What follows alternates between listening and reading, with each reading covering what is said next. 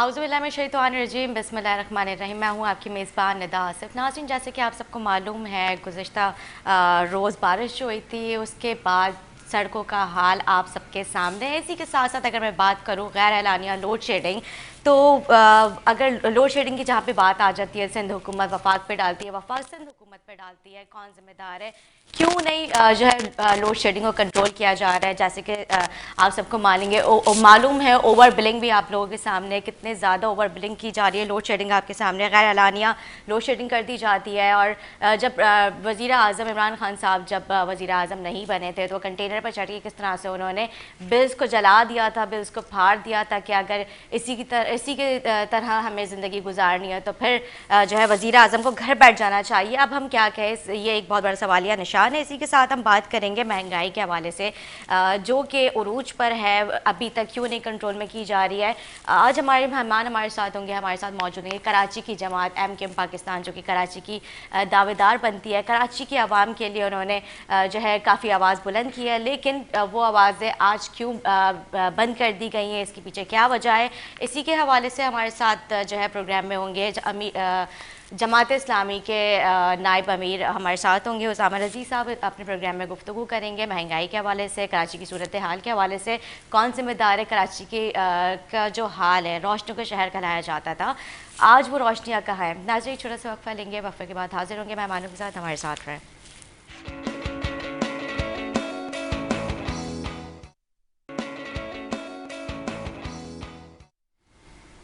Welcome back नाजरीन। जैसे अभी मैं अपने इंट्रो में जिक्र कर रही थी, हमारे साथ मौजूद होंगे स्टूडियो में, हमारे साथ मौजूद हैं कराची जमात इस्लामी के नायब अमीर डॉक्टर उसामा रज़ी साहब। अगर मैं बात करूँ जमात इस्लामी ने हमेशा अपने प्लेटफॉर्म से आवाज़ उठाई है, हम तो कराची को इस तरह की कई मुहिम चलाई हैं, नलकों में पानी चाहिए और दीगर। इन्होंने काफ़ी जो है महंगाई के ऊपर, लोड शेडिंग के ऊपर, ओवर बिलिंग, इस तरह की कई मामला है जिस पर इन्होंने आवाज़ उठाई है। जमात इस्लामी हमेशा आवाज़ उठाती तो आई है, लेकिन उसका कोई हल क्यों नहीं निकल पा रहा है। बिस्मिल्लाहिर्रहमानिर्रहीम। देखिए, जो पार्टीज़ अपोजिशन में होती हैं उनका काम होता है कि वो आवाम के मसाइल की सही निशानदेही करें और हुक्मरानों को उसकी जानिब मुतवज्जो करें और वो नॉन इशूज़ को इशूज़ में तब्दील करें। तो जमात इस्लामी की सबसे पहली सबसे बड़ी कामयाबी है, और ये जमात इस्लामी की आवाम की तरफ से, यानी आवाम की नुमाइंदगी करते हुए, और आवाम की कामयाबी भी अगर आप इसे कहें तो गलत नहीं है, कि उसने आवाम के सही मसाइल को इस मुल्क के एजेंडे के ऊपर जो है वो मुतय्यन कर दिया है, वाज़े कर दिया है, और हुक्मरानों को उसकी जानिब मुतवज्जो किया है। और उसके नतीजे में लोगों को पता चल रहा है कि आवाम के हकीकी मसाइल क्या हैं, और इस मुल्क की जो रवायती सियासत है और जो रवायती सियासतदान हैं वो किन मसाइल के ऊपर और आपस की किन लड़ाइयों पर और लूट खसूट के ऊपर उलझे हुए हैं। तो ये तो बहुत बड़ी कामयाबी है कि जमात इस्लामी ने सही इशूज़ को कौमी एजेंडे के ऊपर नुमाया किया है, सबको उसकी जानिब मुतवज्जो किया है, और आवाम की जो बेज़ुबानी है उस बेज़ुबानी को ज़ुबान देने में जमात इस्लामी कामयाब हुई है। ये तो पहली बात है। दूसरी चीज़ ये है कि ऐसा भी नहीं है कि रिलीफ नहीं मिला, इसके नतीजे में रिलीफ भी मिला है लोगों को। और मसलन जो इलेक्ट्रिसिटी का मसला है, कि इलेक्ट्रिक के मसले पे अरबों रुपए लोगों के वापस हुए हैं जमात इस्लामी की इस मुहिम के नतीजे में। जाहिर है कि वो किसी एज सच किसी एक बजट का पार्ट नहीं होता है कि वो उस तरह से हाईलाइट हो, लेकिन इंडिविजुअली हज़ारों लोगों को रिलीफ मिला है।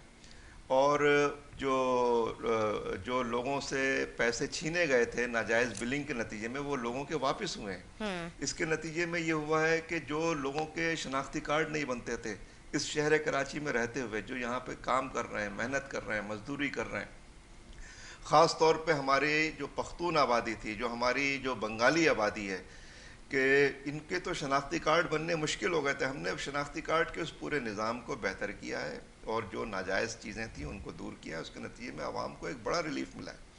आप देखिए कि हमने बहरिया टाउन के मसले के ऊपर आवाज़ उठाई और करोड़ों अरबों रुपए लोगों के वापस हो रहे हैं, लोगों की जमा पूंजी वापस हो रही है। और वो लोग के जो समझते थे कि कोई उनसे बात नहीं कर सकता, या लोग ये समझते थे कि हमारी उन तक रसाई नहीं है, ये जमात इस्लामी उसका ब्रिज बनी है, और बहुत माकूल तरीके से सारे काम जो है इसके नतीजे में आगे बढ़े हैं, पेशरफ्त हुई है, लोगों को रिलीफ भी मिला है। और इससे भी ज़्यादा अहम बात ये हुई है इस दफ़ा बल्दियाती इलेक्शन में जो कैंटोनमेंट के हुए हैं, कि उसमें लोगों को अपनी सही क़ियादत को देखने का और उसको इंतखाब करने का और उसकी जानिब रुजू करने का मौका मिला है। बिल्कुल। तो ये मैं समझता हूँ कि जमात इस्लामी ने 5 सीटें निकाली हैं कराची से। जी हाँ, 5 सीटें। कराची के अवाम ने एक बार फिर से जमात इस्लामी पे एतमाद करके उनको वोट दिया। तो आप क्या समझते हैं आइंदा बल्दियाती इलेक्शन में जमात इस्लामी फिर से क्लीन स्वीप करेगी? नहीं, इंशाअल्लाह ताला जिस तरह से कि अवाम का रुजू है, अवाम का रुझान है और जिस तरह से सही और गलत का फ़र्क वाज़े हो रहा है। जमात इस्लामी ने 5 सीटें, पिछली दफ़ा जमात इस्लामी ने सिर्फ 1 सीट जीती थी, इस दफ़ा 5 सीटें जीती हैं और 15 से 20 सीटें ऐसी हैं कि जिन पे जमात इस्लामी सेकंड पोजीशन पर है और 10 सीटें ऐसी हैं जिसमें 50 और 100 वोटों के फ़र्क से जो है जमात इस्लामी जो है सेकंड पोजीशन पे है।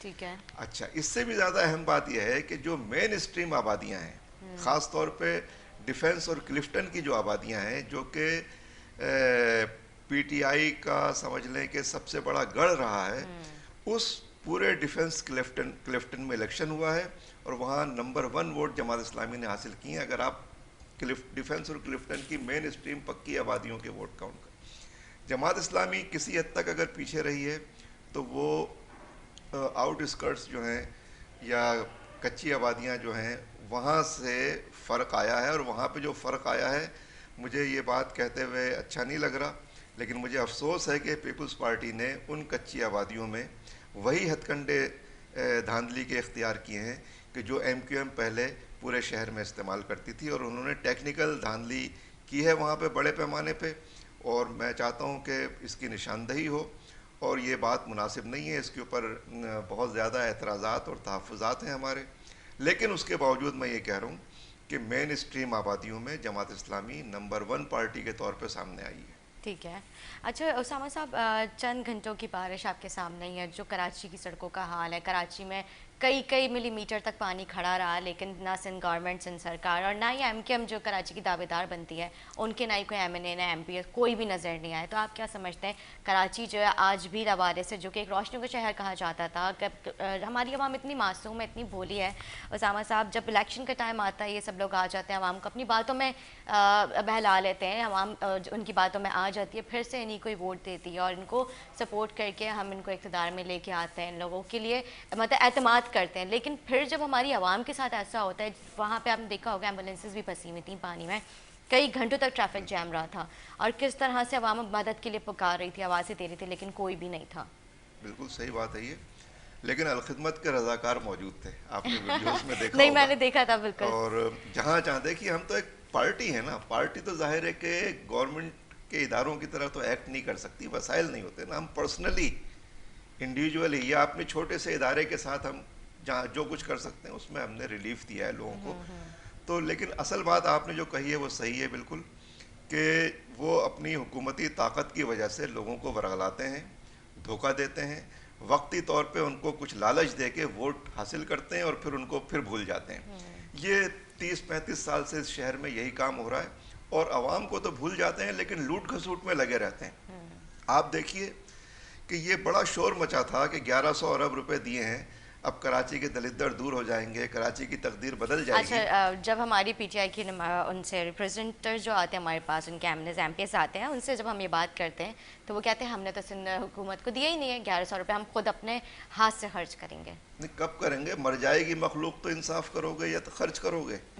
भाई आप तो शोर मचा हुआ था कि अली जैदी नाले साफ करवा रहे हैं, हाँ। फला ये कर रहे हैं, फला वो कर रहे हैं, और देखिए आप ज़रा सी बारिश हुई है, बारिश तो हुई भी नहीं है सच, और नाले जिस तरह से उबल उबल के बाहर आए हैं, ये जो पानी सड़कों पे आया है ये बारिश का पानी नहीं था, ये बुनियादी तौर पे नाले थे जो उबल गए थे। जी हाँ, जिसकी वजह से सड़कें डूब गई थी। एडमिनिस्ट्रेटर कराची मुर्तज़ा वहाब साहब ने खुद ये बात एक्सेप्ट की, उन्होंने कहा है पानी बैक हुआ है सारा। बिल्कुल जी। तो ये, और मुर्तज़ा वहाब तो जाहिर है कि मुर्तज़ा वहाब तो एक हमारे बहुत अच्छे इस शहर का एक फेस कह लें आप उनको, लेकिन वो एक तरह का एक ढाल है जो सिंध की जो गवर्नमेंट है, उन्होंने मुर्तज़ा वहाब के एक सॉफ्ट से फेस को आगे करके पीछे वडेरों और जागीरदारों की एक लूट खसूट का खेल है कि जो उसके पीछे ये खेलना है, 2-3 चेहरे हैं इनके पास, वो उनको सामने करके कराची से गैर मामूली तौर पे ये सिंध गवर्नमेंट लूट खसूट में लगी हुई है और कराची के वसाइल पे कराची के हुकूक नहीं दे रही है। ये सिंध के गरीब अवाम का सबसे बड़ा इस्तेहसाल ये जागीरदार तबका करता है, और कराची का भी सबसे बड़ा इस्तेहसाल यही जागीरदार तबका कर रहा है। बिल्कुल ठीक कह रहे हैं, लेकिन सर अभी बात हमारी कराची के अवाम की हो रही है। कराची की अवाम ना हमारी बहुत फ्रस्ट्रेट हो चुकी है। हम एतमाद करते हैं, बार बार इन्हीं कोई लेके आते हैं, जो हमारी बुनियादी सहूलियात है वो कब हमें मिलेंगी? ये तो सवाल करना चाहिए, ये सवाल पूरा शहर कर रहा है कि आखिर 3 साल हो गए आपको हुकूमत करते हुए, आखिर कब बदलेंगे हालात हमारे, कब तब्दीली आएगी। तकरीबन 70 से लेके आज तक 6 दफ़ा पीपल्स पार्टी यहाँ, और 12 साल से तो मुसलसल हुकूमत कर रही है। तो इसके नतीजे में तो शहर बर्बाद हो रहे हैं, तबाह हो रहे हैं, सारी दुनिया आगे बढ़ रही है, और इनके हाथों में जितनी जिम्मेदारियां आ रही हैं वो सारी चीज़ें तबाह और बर्बाद हो रही हैं। अवाम की बदतरीन सूरत हाल है, और इनको इसका कोई एहसास नहीं है। अफसोस इस बात का है कि इनके कान पे जूं नहीं रेंगती। ये इतने बेहिस लोग हैं, इतने सफाक लोग हैं कि इनकी आंखों के सामने ये देखते हैं कि लोगों का क्या हशर हो रहा है, लोगों की जिंदगियां, लोगों के मुस्तकबिल तबाह हो रहे हैं, ये मुल्क तबाह हो रहा है, ये पूरे का पूरा शहर तबाह हो रहा है, और ये इनकी वजह से हो रहा है। लेकिन इनके मामलात के ऊपर, इनके रवैये पे आप जर्रा बराबर फर्क नहीं देखेंगे। लोग रोज आना की बुनियादों पर रुल रहे हैं इन सड़कों के ऊपर, लेकिन ये 6 दफा हुकूमत करने के बावजूद कोई ट्रांसपोर्ट का निजाम नहीं दे सके। सर वो नौकरियां कहाँ हैं, वो घर कहाँ हैं जो इन्होंने इन्होंने कहा था ना कि हम नौकरियां देंगे, वो नौकरियां कहाँ हैं? आप लोगों ने सवाल नहीं किया इनसे? नहीं, हम तो कर रहे हैं, हम ही तो सवाल कर रहे हैं और कौन सवाल कर रहा है? हम तो सड़कों पे आके सवाल कर रहे हैं। हम तो इनकी जितने जबरो तशद्दुद थे हमने उसको भी सहा। इन्होंने हमारे ऊपर गोलियां चलाई हैं, इन्होंने गिरफ्तार किया है, इन्होंने लाठियां बरसाई हैं। ये समझ रहे थे कि इसकी वजह से हम पीछे हट जाएंगे, ये हरगिज़ ऐसा। हम ही तो सवाल कर रहे हैं, हम आवाज़ उठा रहे हैं। और देखिए सूरत हाल ये है कि वफाकी हुकूमत ने भी जितने ऐलानात किए थे वो भी सब हवा हो गए, और सूबाई हुकूमत तो ये तो आप लिख लें, ये बात पत्थर की पे लिखी हुई तहरीर है कि ये एक बुनियादी तजाद है अवाम का और जागीरदार तबके का। ये जागीरदार तबका पूरे सिंध के लोगों को, अंदरून सिंध तो इन्होंने लोगों को गुलाम बना लिया मुकम्मल तौर पे, उनकी कोई आवाज़ नहीं है। कराची जैसे शहर में, शहरों में आवाज़ है, और चूंकि शहर की आवाज़ उठ रही है उसकी वजह से लोगों को पता चल रहा है कि कितना जुल्म हो रहा है और ये कैसी तबाही और बर्बादी है जो ये लोग कर रहे हैं। बिल्कुल सर, जब मैं देखती हूँ ना हमारे नौजवानों को तो मेरा दिल बड़ा दुखता है। बिल्कुल सही बात। जब वो ड्राइवर्स बने हुए होते हैं, डिलीवरी बॉय बने हुए होते हैं, जो आपने देखा होगा फूड पांडा जैसी जो चेन है, वो मतलब ये हमारे नौजवानों को पूरे कराची के लाखों करोड़ों नौजवानों को इन्होंने सेल्समैन और उससे कमतर दर्जे के ऊपर लाके इन्होंने गिरा दिया। ये वो नौजवान हैं, ये उनकी औलादें हैं, स्पेशली कराची के जो नौजवान हैं उनके लिए 20 साल में 25 साल में इस शहर कराची को दुनिया के चंद बड़े शहरों में शामिल कर दिया। लेकिन आप देखिए बात वही है कि जब किसी लश्कर का सरदार कोई गीदड़ होता है तो पूरा लश्कर गीदड़ बन जाता है। तो इस वक्त हमारी जो क़यादत है वो सारी इन्हीं लोगों के पास है, हर सतह के ऊपर यही लोग बैठे हुए हैं। और वो जो कहते हैं ना कि बर्बाद गुलिस्तां करने को बस एक ही उल्लू काफ़ी था। हर शाख पे उल्लू बैठा है, हर शाख पे वडेरा बैठा है, हर शाख पे जागीरदार बैठा है, या उसका कोई बेनिफिशरी बैठा है, या उसका कोई फ्रंटमैन बैठा है। और इसके नतीजे में हर शाख को ये लोग खा रहे हैं, पूरा दरख्त खा गए हैं ये। और इनका पेट है कि भर नहीं रहा, ये पेट है या पता नहीं क्या चीज़ है कि इसमें जितनी दौलत जाती है, दौलत के अंबार जा रहे हैं, करोड़ों रुपए नहीं, अरबों रुपए नहीं, खरबों रुपए जा रहे हैं, और इनका पेट है कि भर ही नहीं रहा।